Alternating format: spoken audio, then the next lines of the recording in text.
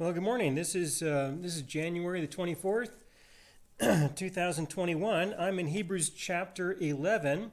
I've been here for a while, and so this morning I'm going to do my best to try to push through and see if I can finish chapter 11 this morning. If I get stuck, it's okay. I'll probably finish it next week. But I got a lot of notes here. I got a lot of stuff to cover, and I think I can probably do it okay and still maintain, quality content with regards to what it is we got producing here. Looks like everything's operating just fine. So it's Sunday morning, and I just want to thank you all again for being with me here, whether you're here live right now, which I kind of prefer, to know that you're here with me live right now. I'm here in my home, and you're there over there in your home, and in that sense, we can be together on a little bit more of a personal basis. But if you're viewing this afterwards, I understand. Okay, so in Hebrews chapter 11, there are three important points that I have brought up so far, and those points are going to be continued in the rest of chapter 11. The first one is the definition of faith, and that faith, I'm defining it as our response to the truth that is revealed to us, whatever that may be. I want to remind you, of course, that our God does not have a communication problem. And so if you are uncertain as to what the Lord may have revealed to you, chances are He has not revealed anything to you yet. Or if He has, you're just not ready to hear it and wait. He'll do it again later. But, I don't think that our God has has difficulty like we have with each other. I don't think that He has any difficulty whatsoever with communicating things to people, and that if there is something He wants you to know, He will be sure to let you know if it's something specific like that. Now, in the meantime, please remember that He has already said so much. He has already had so much to say, so much to share, and we have the privilege of having the Scriptures accessible and available to us to be able to see the historical record of all the many things that He has already had to say. And so there's more than enough to keep a person occupied. We don't need to have some special individual revelation from God. I don't believe that we do, and I don't think that we should feel guilty or feel inadequate or feel ashamed if we have not. I don't think that that's appropriate in any way whatsoever. There's more than enough truth that He has revealed that everyone can respond to, that everyone can enjoy, and everyone can live their lives by. All right, so that's the first thing, is the idea of the definition of faith in that respect. The other thing that I wanted to emphasize in this chapter is that no faith is required under the law. When a person is living by the old covenant, no faith is really required. All you need to do is follow the instructions, follow the directions. God explains clearly in the law what you are to do, what you are not to do, and you don't really need to have any faith. And that's similar in today's religious world, that a lot of religious groups, a lot of congregations and churches, a lot of groups of people relate to each other under a system of law, right? That a church can call themselves Grace Church, whatever, but they can still live as if they are living according to the old covenant, and not really live according to the new covenant at all. And when they relate to each other that way, when they live that way, when they worship in that way, when they believe in that way, they don't really need to have any faith. And I was explaining this, I think it was last week, where I mentioned that it was a little awkward for me when I first entered into the Christian world from the Jewish world, and I had some high expectations. I did. I had some expectations, and one of the things that I expected was that people genuinely wanted to know the Lord.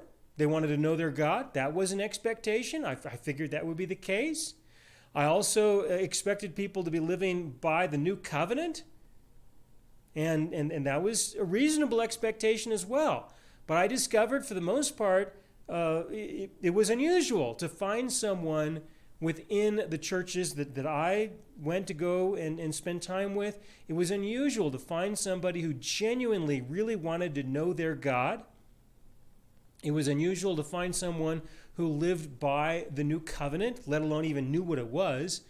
That was just unusual. And it took me some time to adjust to that reality. It took me many years to adjust to that and just recognize that, well, that's just the way things are. And to make the best of it, and to enjoy what I could and to try to build relationships with people as I was able, but to just simply understand that people are part of church for other reasons, and not to consider that to be evil necessarily, but just to be a person who acknowledges that that's just the way that things can be. All right, and so it's important to realize that you did not need to have faith back during the time when this letter was written. And in many cases, people don't need to have faith now either in order to be a part of the social group or a part of the community, the religious community. You don't really need to have faith in order to be a part of that. You just need to follow the instructions, follow the directions. So I spent some time talking about that. Last week I emphasized the point that you are a part of something greater, that there is something more going on than just you and your life. And that's where I want to go ahead and proceed in this morning, and that's with Abraham. I'm going to start out in verse 17 with regards to Abraham. This is Hebrews chapter 11, verse 17. By faith Abraham, when he was tested, offered up Isaac, and he who had received the promises offered up his only begotten son, of whom it was said, in Isaac your seed shall be called. Now, this is a big deal. Abraham recognized that he was a part of something greater than himself and that his own life. He was looking to have children that would live long after him, that would be the people who would be, who would build a great nation. That was something that he genuinely wanted to be a part of. And finally, as he's getting old in years, the Lord provides him with one son for this purpose. One son, Isaac. He was the miracle. He was the one who God had promised. And this is the extent of the great nation that Abraham gets to see. He gets to see one son. That's what he gets to see. All right? And Abraham recognized that he was a part of something greater. Now, God told him to present Isaac as a sacrifice. And how he told him, I don't know, but I am sure that however God expressed himself to Abraham, there was no uncertainty in Abraham's mind whatsoever. That God made it absolutely clear in a way that Abraham knew that this was God who was speaking to him, that God gave him these instructions, and that he was going to follow through with this.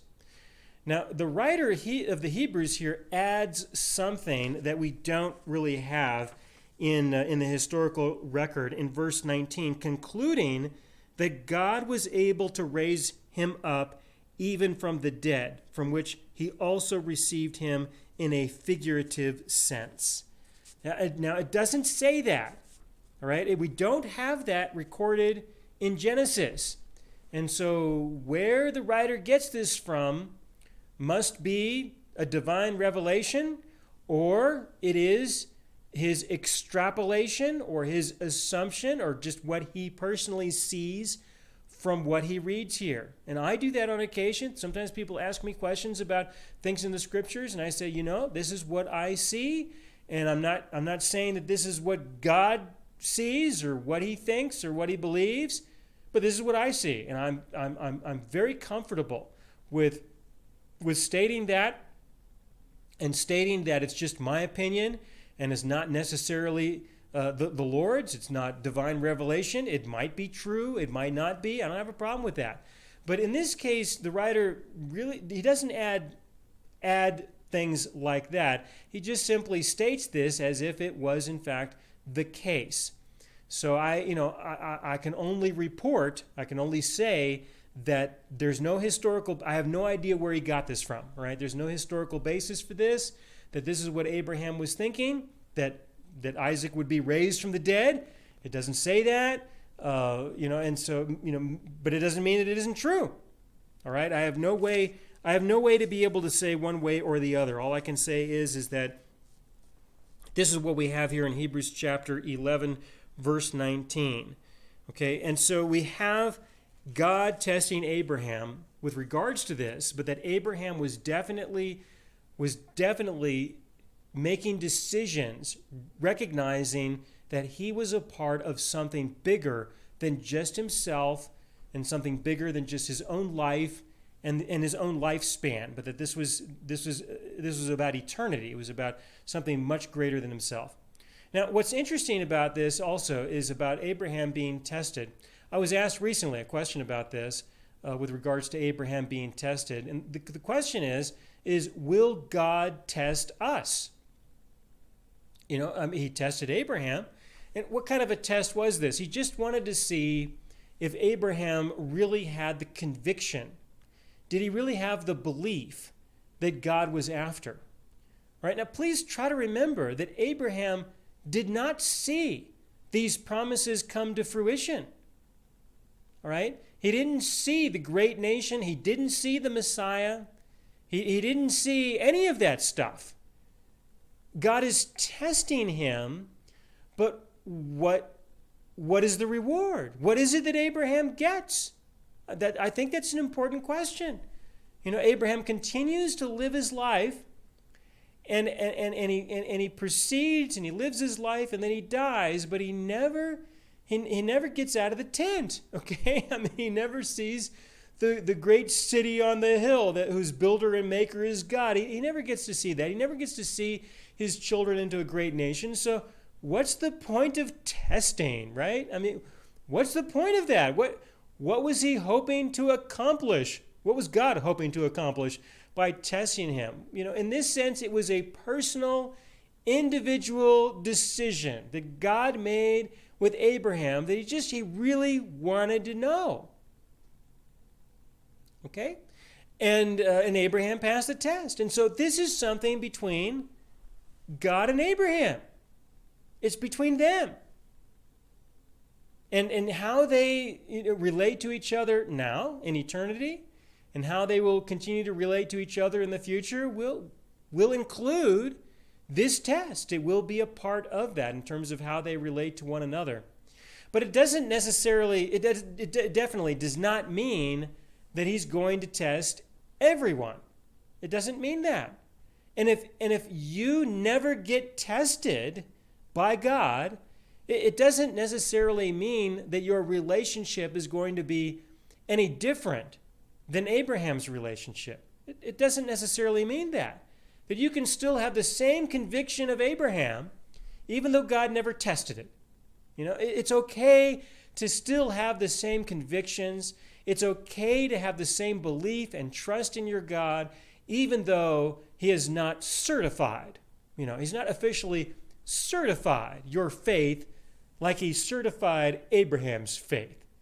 But it doesn't mean you have any less faith or that your relationship with God is any less. And I think it's important to keep that in mind. That maybe he will. Maybe he will test somebody. And it's unlikely that he'll test them in a similar way, making the same request. It's going to be something else, something different, something unique to you. And he might do that. But if he doesn't, and if he doesn't want to, these are personal, individualistic decisions, and I don't think that we need to have this. As a teacher, and I've been a teacher for most of my life in one form or another. I have given tests. I have assessed my students. I've done that a lot, and many of the tests that I have given, they were given to people who assumed that this had to do with, well, once I get this certification, once I pass this test, well, now it's all over. Now it's all done, and I can put this out of my mind, and I can forget about all of this. But that's just not ever the case. The reason for the test, the reason for the assessment, is to be sure, it is to determine whether a person is ready for what would come next, to see if they can proceed and move into the next things. When I used to be a professor at the University of Colorado, my intent was to test people so that they would know that they can move on to the next course, so that they can continue their education. Now, a lot of the courses I was teaching, I was at the upper end. People were going to graduate. One of the courses I taught was the last course, the last tough one that people would pass before they could get their degree. But there were other courses that I taught that were on the lower level.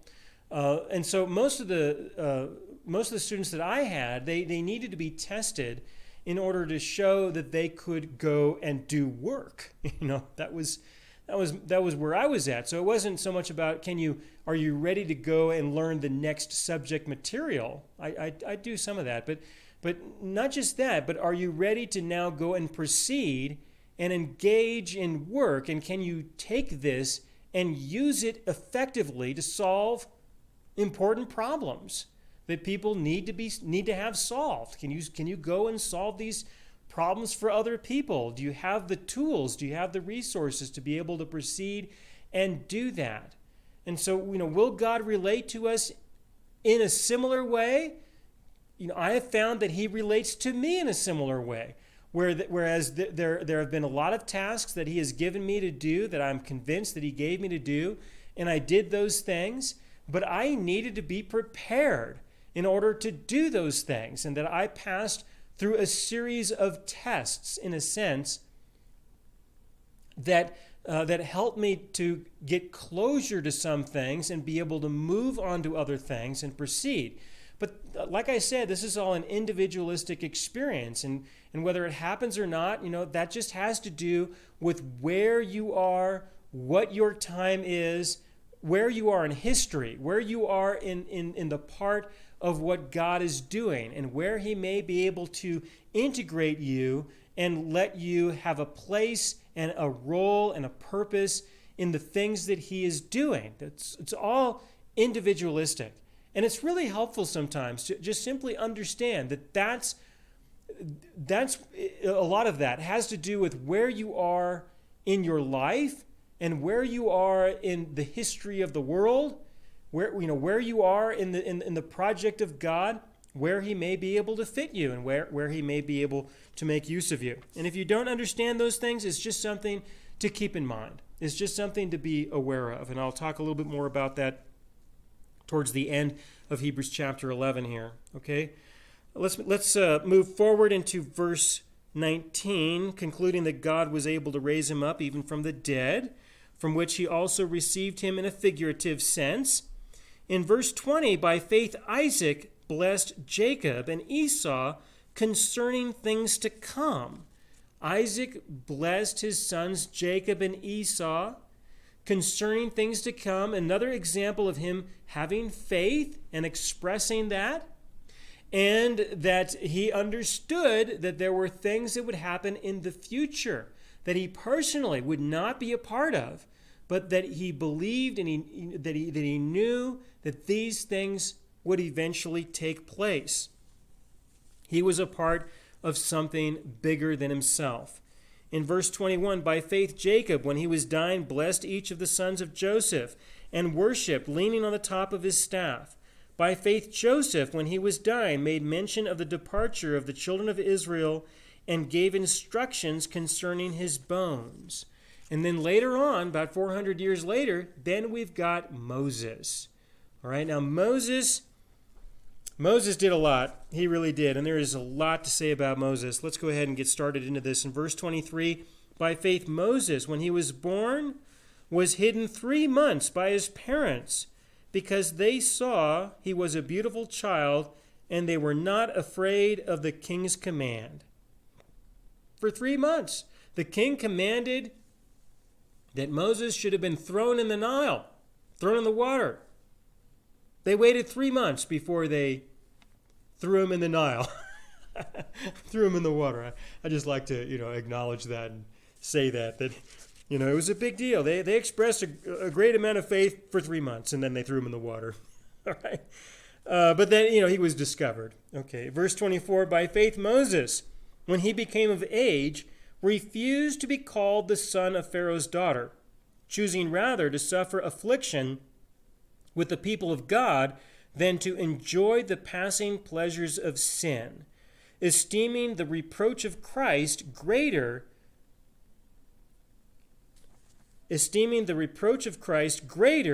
riches than the treasures in Egypt, for he looked to the reward. Sorry, I couldn't figure out where to put my comma there, and my eyes are not doing so well.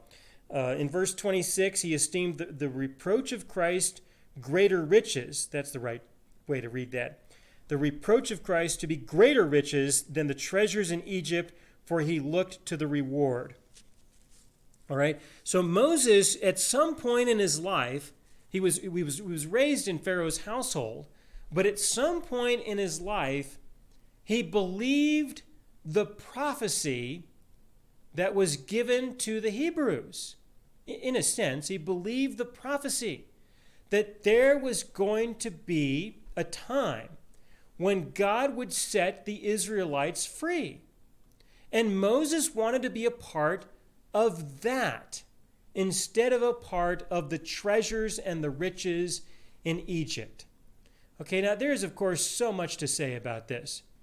So much to say. There are many things to understand and appreciate from the life of Moses. And the Lord will speak to you. The more you study it and the more you pray about it and you ask the Lord about it, I'm sure he will give you great wisdom concerning this. This was a big deal for me personally when I was growing in the faith, in my early years in the faith, to realize that there would be something greater in the future, and to change my way of thinking, to not think so much about the present and how I may be able to enjoy life in the present, but that there can be greater things to enjoy and appreciate in the future.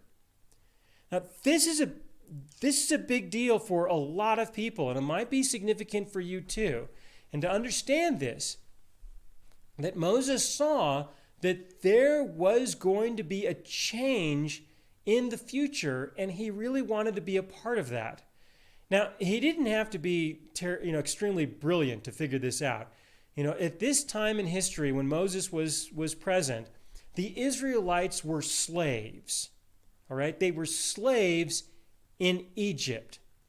And anyone who has any knowledge of history who would study it should know that there have been times when slavery was the predominant means of an economic structure, but that it never survives.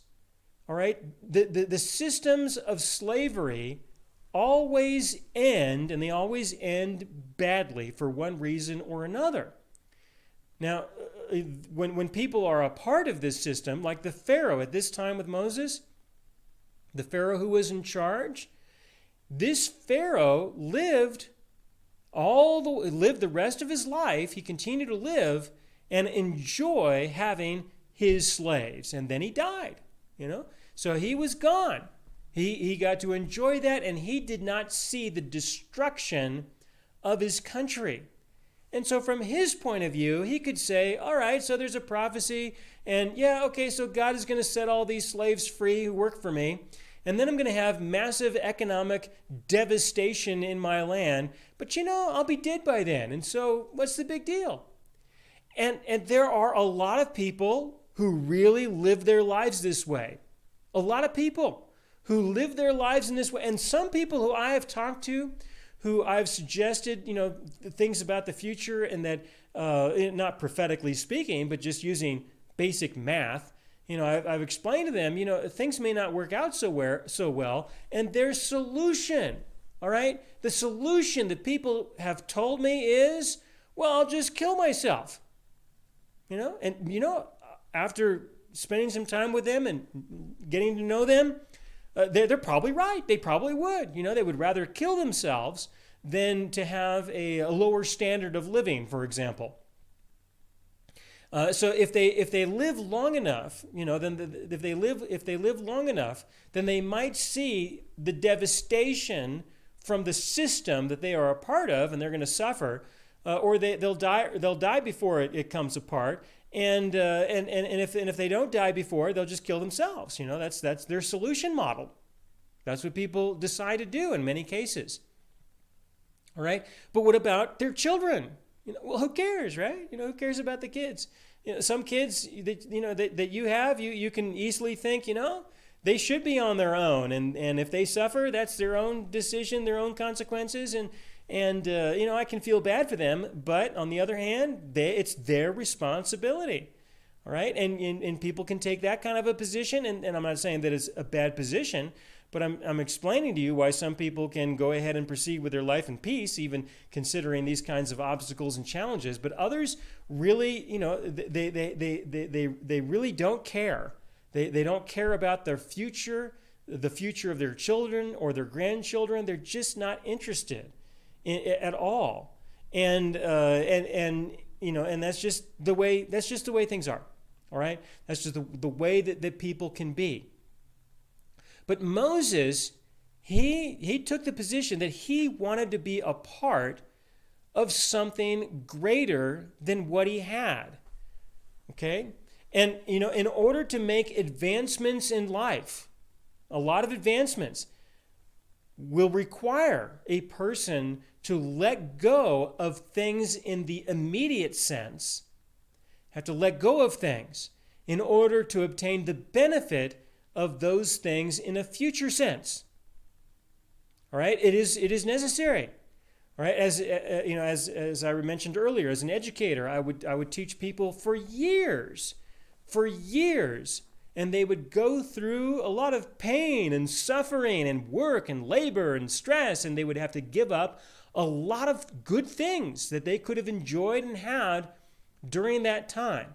But once they completed their education, they would now know how to do different things. They could go and do those different things, and their life in the future could be much greater than it would have been if they did not do anything at all. It's the same principle of, found throughout all aspects of life, that sometimes, not all the time, but sometimes you will give up things that you would rather have or might have during the present, so that you could have something greater in the future. And when you think about being a part of something greater than yourself, all right, or even things that are of yourself, but when you think about things that are greater than what you have right now, when you think in those terms, then it's easier for you to have a better sense of vision. It is easier for you to embrace faith and trust based on the truth that can be revealed on the basis of good things can happen when these decisions are made. So there's a lot to say about this, and I think that you should consider Moses as well, in the sense that it appears that he was definitely thinking about the future. And sure enough, that's what happened. When the Israelites, not if, but when the Israelites were set free, Egypt experienced tremendous economic devastation. All right, it just happened. Okay, and so it's important to understand that. And Moses was still alive when this happened, and he lived another 40 years after that. And so what he had afterwards, hopefully, was greater than what he would have had in Egypt. Now, it turned out that he ended up wandering around in the wilderness and never went into the promised land. And so in a physical sense, you could still suggest that what Moses experienced for the rest of his life, in a physical sense, was certainly much less than what he might have been able to maintain or sustain there in Egypt. But what he gained in other ways with his relationship with God was certainly much greater, just because of the change in the relationship that he had with his God. And this is something that he would get to enjoy and experience for all eternity. And that is not a consolation prize. You don't think of that as, well, I get this, at least I get this, even though I don't get much in the flesh, at least in my, you don't want to think about that in terms of, well, at least in my spirit. You must recognize that there is something greater than you. There is something greater than your flesh. And if you will embrace that with truth and integrity and honesty and live your life as an expression of faith in that sense, there is no loss. There is no loss that could ever occur in life that would diminish the importance and the significance and the value of what you have with your God. And I definitely can say that personally with conviction from my own living experience, without question. All right, so Moses attempted to try to resolve things there in Egypt, and there's a lot that could be said about that, where Moses decided that he would try to resolve the issues there by, effectively killing people who were harming others. Right? The Egyptian slave master, for example, was harming an Israelite, and Moses decided to resolve this problem by killing the slave master. If he disappears, if somebody kills him, then maybe the other slave masters who are still alive will start being a little nicer, because they'll start to realize that maybe something could happen to them. That would be the most likely thinking process or problem-solving technique that Moses would be trying to address. But that was not a solution. It was not a solution, and he had to leave. He had to flee, so he left. That's the solution, all right? That is the solution, and it's important to understand that in some cases, that is the only solution, all right? That when you have some people who want to live off of your labor, all right? When you have that kind of a relationship, and they're able to do that by force, okay? It's one thing if you agree and you just comply. I understand that the people will do that, and there may be other, good reasons as to why people decide to do that for a period of time. But eventually, the person who is enslaved, which is what this is, or when they figure out that they are enslaved, then they will seek to exit that relationship. All right? And that's when conflicts start to erupt, because there are people who genuinely want to live off of the labor of other people.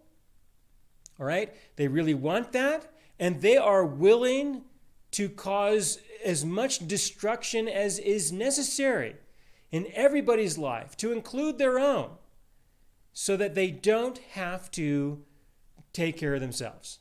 All right? That they will do whatever is required. They will lie, they will steal, they will commit fraud, they will do whatever is imaginable, and even some of those things that are unimaginable. All right? They will do whatever it takes to make sure that you remain their slave. They will never give that up. All right? Can you imagine Pharaoh, right? Pharaoh's in this position where, what is his job, right? What is his response? His job is to order people to make bricks, right? To try to make this simple. That's what he does. If you were to ask Pharaoh, what is it that you do? Well, what is your role? What is your participation in the relationship that you have with all these people? He says, well, I order them to make bricks. And if they don't, I beat them. That's what that's what I do. Well, isn't that a nice job, right? Now, if you were to tell Pharaoh, life needs to change a little bit. And life is going to change in a way that these people are just not going to work for you anymore. And so you're going to have to get a job, right? Maybe you could make bricks. You want some bricks? You go make them, right?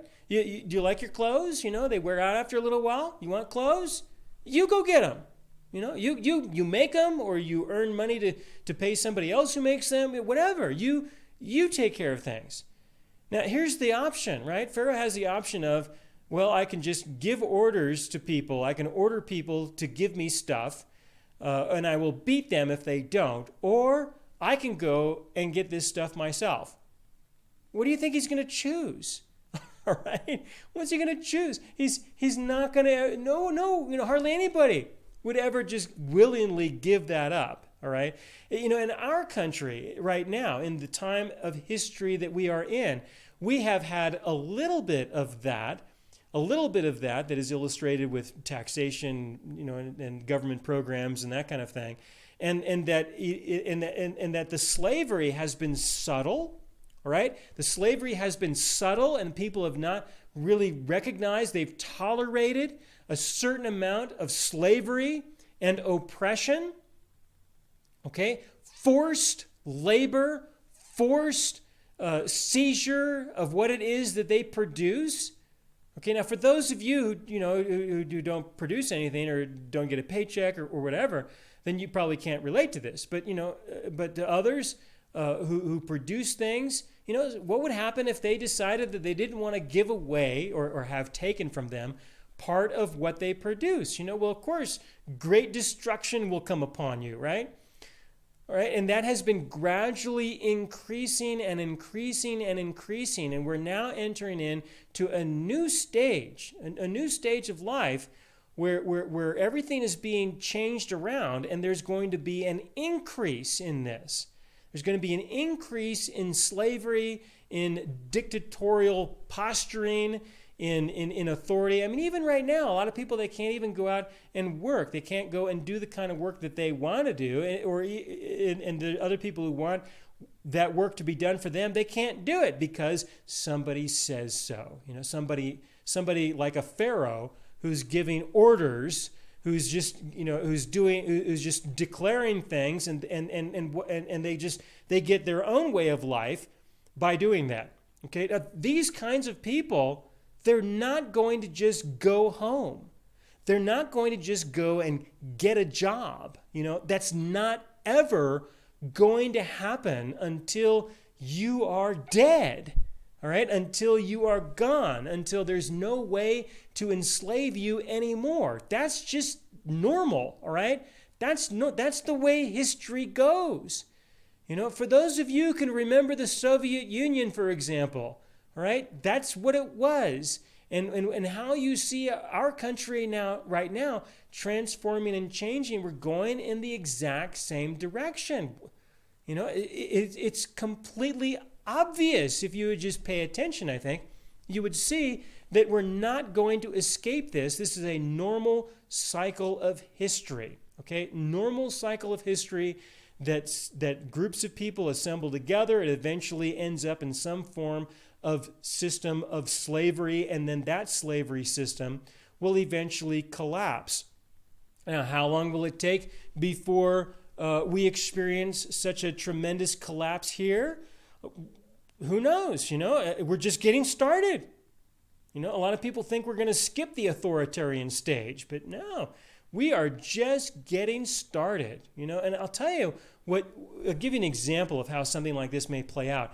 For example, right now the government is just sending people money, right? They're just sending people money to spend. Well, eventually there's going to be there will be requirements for you to receive that money. You're going to have to be a participant. At that point, they're going to say, well, you're going to have to work. You're going to have to do something. And at that time, you're going to see a little bit more of this belief that the majority of people have, which is to each according to their ability and to each according to their need. And those of you who are reasonable students of history should know where that comes from. All right, and that the people want to believe that. Okay, now we know, for those of us who understand where that goes, it always comes apart. All right, it doesn't succeed. To each according to their ability, to each according to their need. And the reason why a lot of people want to do this, and the reason why a lot of this falls apart, what happens is people want this because they want to be in the needy category. They don't want to be the people of ability.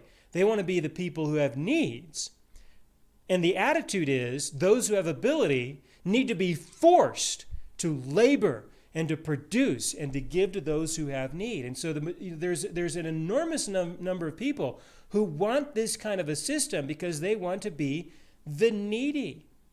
All right, that's what they believe that they will be able to get away with just being the needy. And for some that could work out for a while. And they will say, as long as it works out until I am dead, great. And if it doesn't work out that long, I'll just kill myself. And that's the world that we have, right? That's the world that we've got. So with Moses and the Egyptians and the Israelites, right, this is what they were dealing with. Moses left. He came back 40 years later. They had another 40 years worth of slavery. Okay, and it took God himself to set these people free. Otherwise, it would have gone on for longer and longer before the system would have eventually collapsed. And it would have. It would have taken longer. So God got them out of there.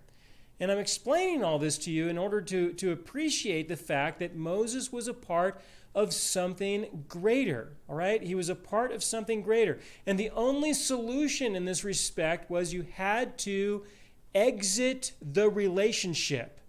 The Israelites had to exit the relationship. And clearly the pharaohs were not willing to let them exit the relationship. Even after their firstborn son was killed by God, they still went after them. They still went after them, even after that. And were drowned in and the army was drowned in the Red Sea. That's what it took in the Red Sea. It took that in order for the Israelites to exit the relationship. Okay? So also it will be with many of us. It's going to take something dramatic such as that to get away from those people who have the positions of power to enslave you. You have to find a way to exit the relationship. However that may be. That's an individual kind of decision. I'm trying to help you to appreciate this in a modern context as well as how things were back then, because it's always been this way. It's always going to be this way as long as we have civilization. All right, so again in verse 27, by faith he forsook Egypt, not fearing the wrath of the king, for he endured as seeing him who is invisible. By faith he kept the Passover and the sprinkling of blood, lest he who destroyed the firstborn should touch them. By faith they passed through the Red Sea as by dry land, whereas the Egyptians attempting to do so were drowned. Thinking about the future, thinking about what could be greater on the other side. What could be greater in the future? What can be different? And to keep your eye on that which is greater in life, even letting go with those things which seem so good right now. Let go of those things right now to be able to enjoy those things that will be greater in the future. In verse 30, we have a transition here where the writer speaks of all these great things, great accomplishments. All right, keep responding to the truth. Trust in what God has revealed. Understand what your part is in the history of the world right now. Understand where your role is. Be a part of what God is doing in your time. And he has examples of this by faith in verse 30, again exaggerating the differences between the old and the new covenant, that in the old covenant you didn't really need to have faith. But even though you didn't, there were examples of people who still had faith in the midst of that, who still had faith and still lived by that. By faith, in verse 30, the walls of Jericho fell down after they were encircled for 7 days. By faith, the harlot Rahab did not perish with those who did not believe, when she had received the spies with peace. What more shall we say? For the time would fail me to tell of Gideon and Barak and Samson and Jephthah, also of David and Samuel and the prophets, who through faith subdued kingdoms. We can really cheer this one on, right? Who through faith subdued kingdoms, worked righteousness, obtained promises, stopped the mouths of lions, quenched the violence of fire, escaped the edge of the sword, out of weakness were made strong, became valiant in battle, turned to flight the armies of the aliens.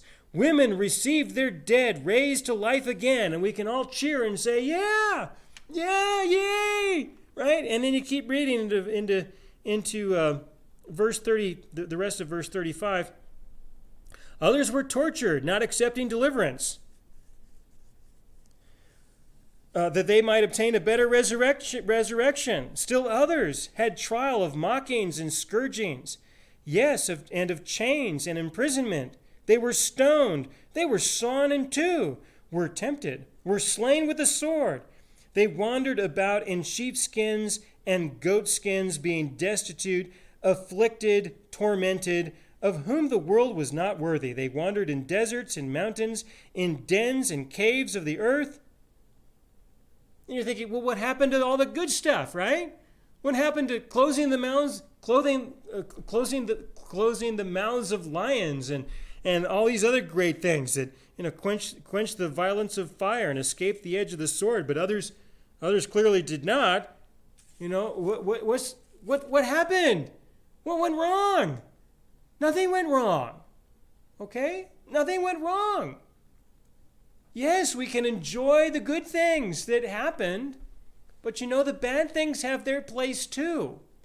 And it doesn't matter whether or not, in your flesh or in your life or in your time, you experience the great things or the bad things. What matters is, do you respond to the truth that is revealed to you? Do you seek your God? Do you know your God? Is your life a reflection of the truth that you know? Do you make your decisions according to the truth that has been revealed? And if bad things happen, bad things happen. And if good things happen, good things happen. And you should enjoy those things. I don't want to say that there's something wrong with that, but there definitely is not anything wrong with the bad things either. That even in the midst of great destruction and failure, all right, you can still be a part of something greater than yourself. Okay, for those people who experienced such great tribulation, it was just that time, right? That was their time. That was their life, but they were still a part of the things of God. And even though, people ended up being murdered in such brutal ways, or they were put in chains, which is a way of understanding the person is enslaved and forced into labor, all right, the same thing. Okay, that is their place. That is their time in history. But it still is an opportunity for them to grow to know their God. They're just going to grow to know him in those ways. So also in your life and in your time in history, whatever is ahead of you, there quite likely will be good things. And there could be some really bad and ugly things. All right, but never lose sight of the reality that you are here to grow to know your God. So that whether these are miraculous great things or great sufferings, whatever those things may be, there will be great opportunity, and your God will be able to use these things with you so that the relationship between you and him can be increased. And that is what is important. And we have to maintain our focus. Maintain our focus on all those things that are good, that are great, and to think about the future and to remember that we are definitely a part of something greater than ourselves. And so as the Lord gives you discernment concerning your time in life and your place in life and what's going on in your life, as he gives you discernment, be thankful.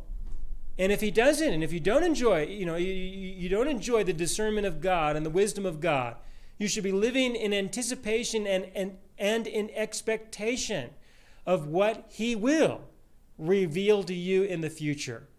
And to just simply embrace what you have. Always make the best of what you have, no matter what. And always take steps in the right direction in the pursuit of that which is greater.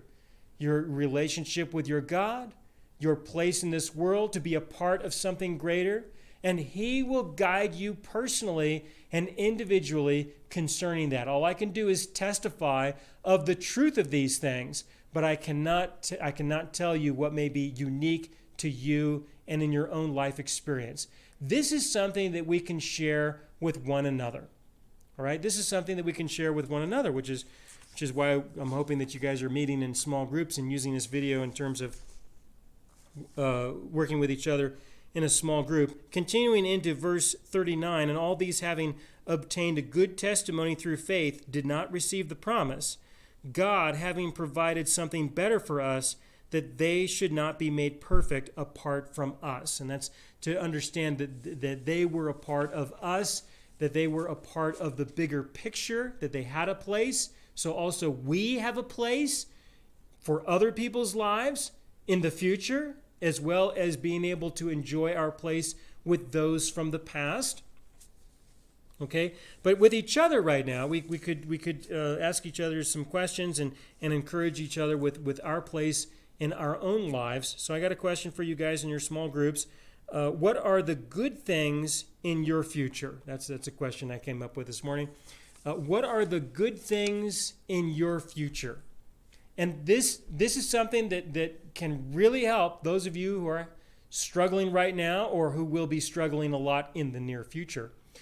To always think about, well, what are the good things that are in your future? That even though you may be in kind of a down cycle right now or a down part of your cycle of life, there can still be good things that you can look forward to, that you can think about, that you can enjoy, that you can keep in mind with regards to what the future may be and what the future may hold. Now, please remember that, a lot of the future is your decision to do nothing or your decision to do something. All right? It really does have a lot to do with what you decide to do.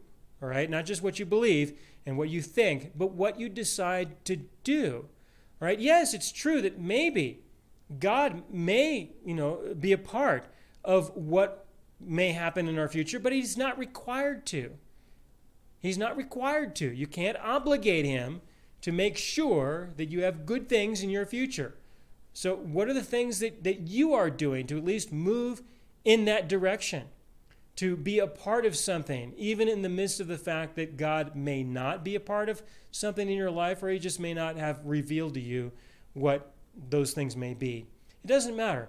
But from what you can see right now, do you have any goodness that you can see or project in the future?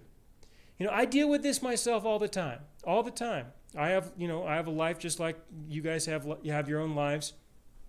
And so many times in the past several decades even, and even today, I have a set of problems, a set of extreme difficulties. In some things I can tell there will be failure. I can see that without question. There will be failure. There will be suffering. There will be loss. But in the midst of that, can I find those things that are good, that are great, things that I can control, things that I can make decisions to affect? Are there things like that I can pursue, that I can keep my eye on to realize that I am a part of something greater than just today or this year or the next 5 years? Am I a part of something greater that at the end of the sufferings and the tribulations that may exist right now, what will be good in the future? So that's what I was thinking that would be a good question concerning this, as it could relate to Hebrews chapter 11, that some of these things may be related to faith. Other things may just simply be a decision of your own to make this kind of a direction to be a part of your life. All right? I'm a little bit tired still from this month. This month is just normally very, very difficult, just a lot of demands, nothing unusual at all. But I will be back here next week. On Saturday evening, I'll answer some questions that people have sent in, and we'll I expect you to continue to send me some of you to send me some questions that I can work off of on Saturday evening, and then I'll be back here next Sunday morning to speak about Hebrews chapter 12. Getting pretty close to the end of the book of Hebrews. It's been a long haul here. We got chapter 12, chapter 13. Shouldn't take very long at all. I'm going to then proceed into the Gospel of John. That's what I decided to do. I think that's probably going to be the most useful for what is likely going to be taking place in the near future. All right, let's pray. Dear God, thank you for this time that we could spend to review Hebrews chapter 11. And Lord, I do pray that in the midst of all that I have said this morning, that you will speak to everyone individually and personally and share something with them that will be of great value for them in their own personal lives. And I pray for this in Jesus' name. Amen.